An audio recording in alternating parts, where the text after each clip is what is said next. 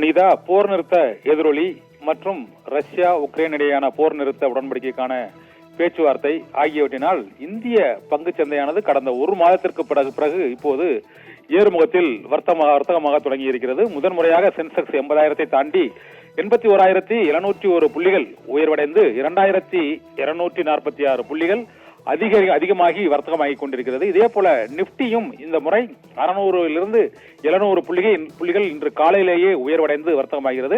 24,000 புள்ளிகளை தாண்டி முதன்முறையாக கடந்த ஒரு மாத காலத்தில் இப்போது வர்த்தகமாக தொடங்கி இருக்கிறது. போர் பதட்டம், அமெரிக்க வரி விதிப்பு ஆகியவற்றால் தொடர்ந்து இறங்குமுகத்தில் இருந்த பங்கு சந்தையானது இன்று ஏறுமுகத்தில் மீண்டும் வர்த்தகமாவது முதலீட்டாளர்களை மகிழ்ச்சியடைய செய்திருக்கிறது.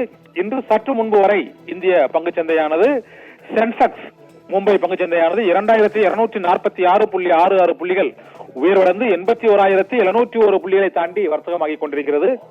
இதே போல நிப்டி 700 புள்ளிகளை தாண்டி உயர்வடைந்து 24,000 புள்ளிகள் தாண்டி வர்த்தகமாகிறது. இதனால் பங்குச்சந்தை உயர்வடைந்ததால் தங்கத்தின் விலை குறைந்திருக்கிறது. பங்குச்சந்தை தொடர்ந்து ஏறுமுகத்தில் வர்த்தகமாக உள்ள சூழ்நிலையில் இந்தியாவில் மட்டுமின்றி ரஷ்யா உக்ரைன் போர் மற்றும் பாலஸ்தீனம் மற்றும் இஸ்ரேல் இடையேயான அந்த போர் உள்ளிட்ட பல்வேறு போர் பதற்ற நடவடிக்கைகளை சமாதான தீர்வு காண பல்வேறு நாடுகள் தொடர்ந்து முயற்சிகளை மேற்கொண்டு வருவதை ஒட்டி உலகம் முழுவதிலுமே பங்குச்சந்தை உயர்வடைய தொடங்கி இருக்கிறது.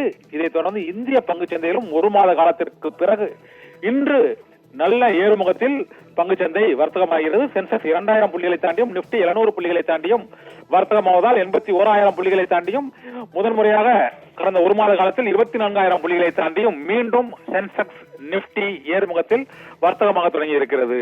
நிகிதா.